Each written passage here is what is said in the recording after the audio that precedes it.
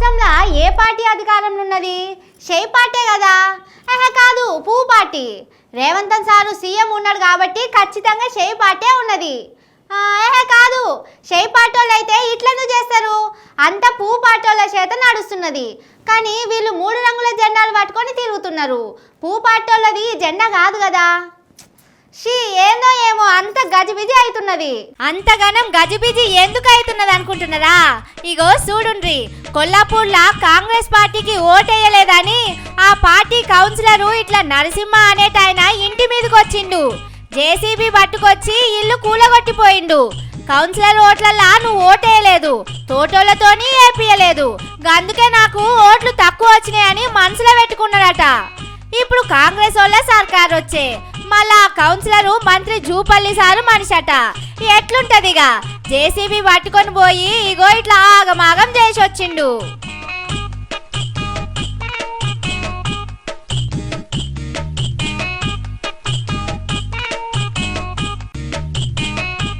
అట్లనే పెద్ద జిల్లా నాగేపల్లి కాడ కారు పార్టీల పేర్లున్నాయని సులభ్ కాంప్లెక్స్ ను ఇట్లా పొక్లైన్ పట్టుకొచ్చి కూలగొట్టిండట.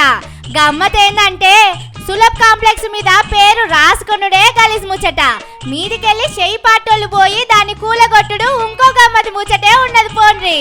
కానీ రోడ్డు ఎడల్పు చేసటానికి కూలగొట్టిందని షై పార్టీలు అంటున్నారు.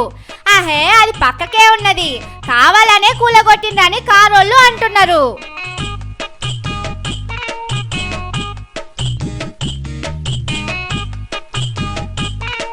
ఇక అసలు ముచ్చట ఏందంటే తెలంగాణ బుల్డోజర్ రాజ్యం తీసుకొస్తామని అప్పట్లో పువ్వు పార్టీలు చాలా సార్లు చెప్పిండ్రు. ఢిల్లీలోకెళ్ళి వచ్చిన వాళ్ళ పార్టీలు అందరూ అన్నారు బుల్డోజర్ రాజ్యం వస్తుందని. కానీ మొన్న డిసెంబర్లో అయిన ఓట్లల్లా షై పార్టీలు కుర్చీలో కూర్చున్నారు. అయినా సుతం ఇప్పుడు రాష్ట్రంలో ఇట్లా బుల్డోజర్లు తిరుగుతున్నాయి. మరి షై పార్టీల రాజ్యం నడుస్తున్నదా, పువ్వు పార్టీల రాజ్యం నడుస్తున్నదా సమజైతలేదని పబ్లిక్ అంటున్నారు. రేవంత్ సారు మావోడు అని పువ్వు పార్టీలు అంటున్నారు. మరి ఆయనతో ఇట్లా బుల్డోజర్ రాజ్యం నడిపిస్తున్నారు కావచ్చునని ఇంకొందరు మాట్లాడుకుంటున్నారు.